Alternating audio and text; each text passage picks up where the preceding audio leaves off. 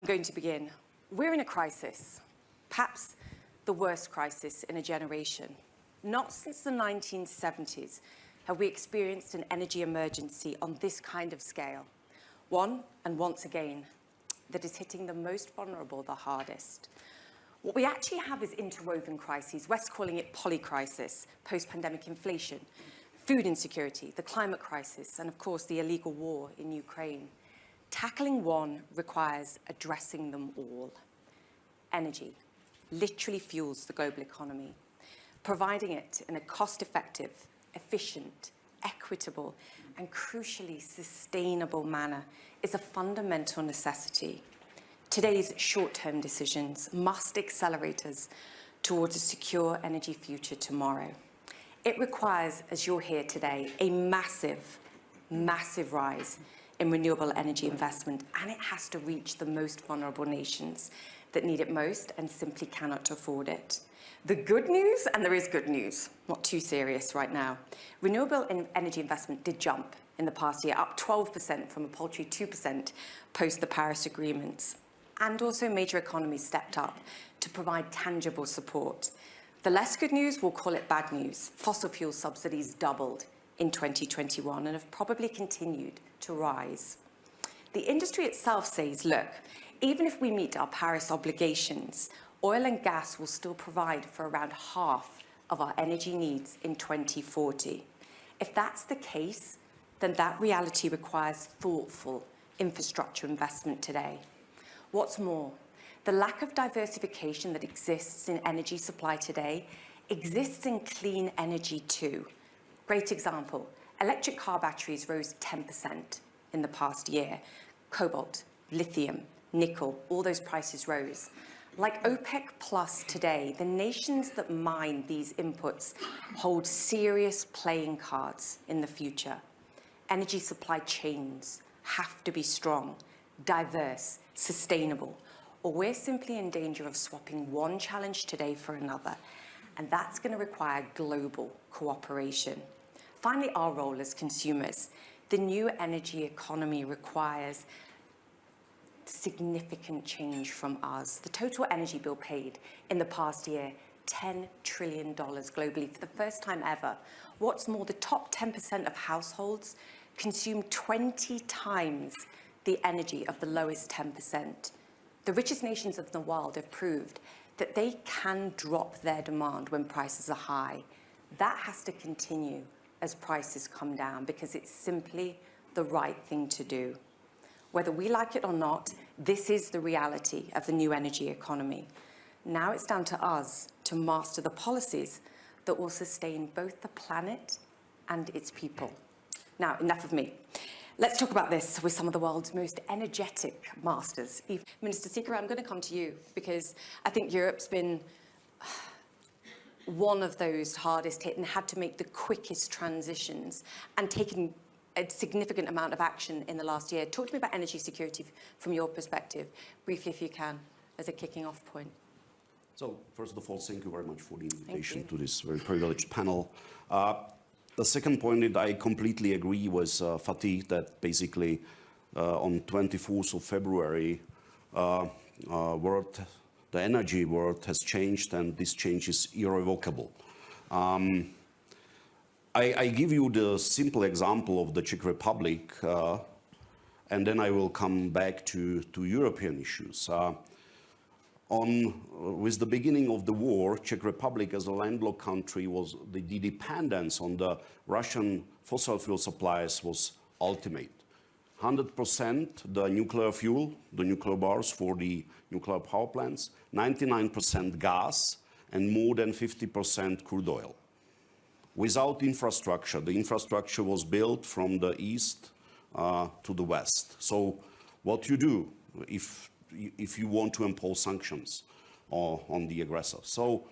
There are similarities with the Yom Kippur War from 70s, but the combination Europe has to solve and is solving successfully is much worse because it was something like the George Clooney's perfect storm.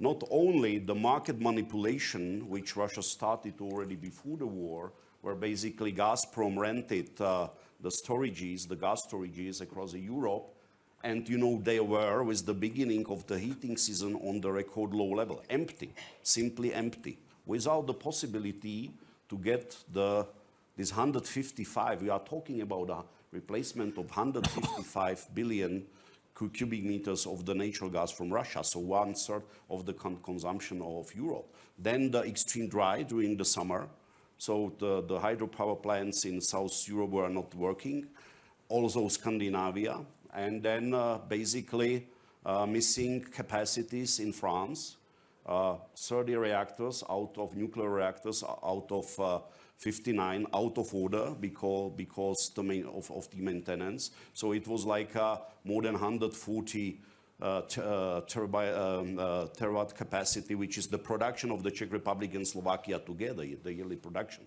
So it was the perfect storm, and in combination with the need to fulfill the storages before the winter, extreme pressure on the prices. 1,000 euro per megawatt hour on the end of the summer for electricity, and 350 for gas. So nobody can afford this. There was like a big threat that the social agreement in European countries will be broken, that there will be a social unrest, that the industry will not be able basically to pay the electricity bills, and the big threat of the deindustrialization. What is positive is that Europe has again shown the unity under the extreme pressure, and I had the privilege to chair the European Energy Council of the 27 member states, and we were able to keep the unity and the solidarity, and in extremely short time to introduce a package of the measures which basically helped us to calm down the prices, to balance the demand and the supply. The situation now, if you look on the gas prices, the spot was yesterday on 55, so 350 on the end of the summer, 55 yesterday. So this is like a heaven and hell. Yeah, okay, the heaven is not as cheap as it was before, but it is affordable.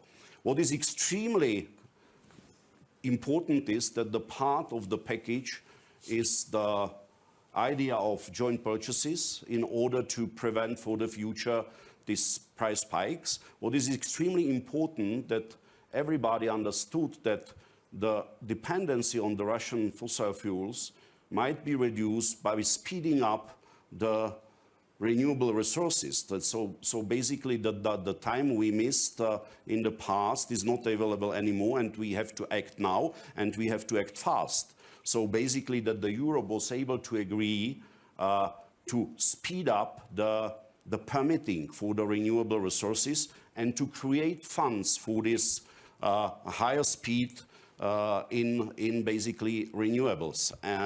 Of course, what is extremely difficult, by taking these extraordinary crisis measures, not to forget the long-term narrative. Right. But, Minister Sikela, I feel like I've sort of teased your responses to a number of these things now. What do you make of this, and how do we do this? How do we facilitate this? I'm going back to the savings. 40% of the energy consumption is related to buildings, and the biggest part of it is heating. And what was extremely important that the Europe was able already during the summer think about the next heating season. And the first extraordinary meeting, and I became known that I convened the historical highest number of extraordinary energy councils in the history of European Union, in order simply to align. As said, we will sit as long, we will finish basically what we have to finish. And the first mission impossible was the alignment on gas savings already during the summer. Save gas for a safe winter was the slogan. And what was extremely important, to convince the population that they are the part of the game, And what is fantastic, for example, in my country, that we were able, with simple measures, to save 15% of the gas consumption only during few months by simply convincing the people they have to heat less, they have to think if they increase basically the room temperature or if they wear a hoodie. And I know that we cannot repeat it for a second time, but you know... Why not? This is technically not possible. But the demand response, the limitation of this, like hot fixes, is simply given. You cannot force the people to have less than 18 degrees, you know, in the room. So they are like technical limitations. So we now have to come with more advanced approach. But what is important is that basically Europe is aware and Europe is working in this direction. When it comes to subsidies, as a former banker and also partially macroeconomist, I say that, you know, we should be careful because subsidy is something like a doping in the sport. If you then have to live without the subsidies, it is difficult to turn back to a normal life.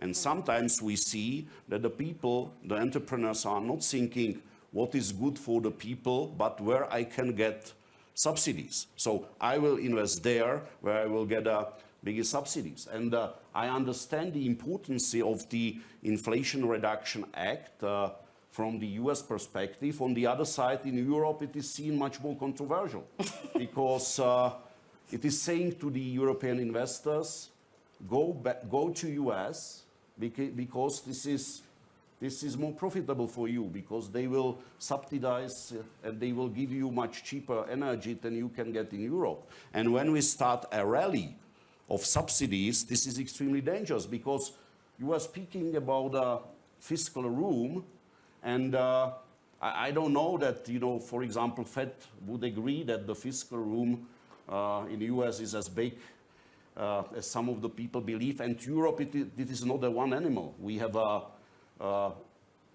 a situation, countries with 25% inflation, countries with 7% inflation, with completely different levels of indebtedness to a GDP, so with a completely different fiscal room within a Europe. So we have to be smart, and we should not allow that the Western world will now also compete where basically the necessary investments will go to.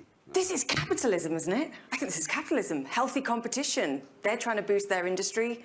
Europe has to, in some way, step up to the plate too. I agree that we don't want siloed investment in the duplication of investment. Subsidies and capitalism. Yeah, I feel like we have to think outside the box where renewable energy is concerned. But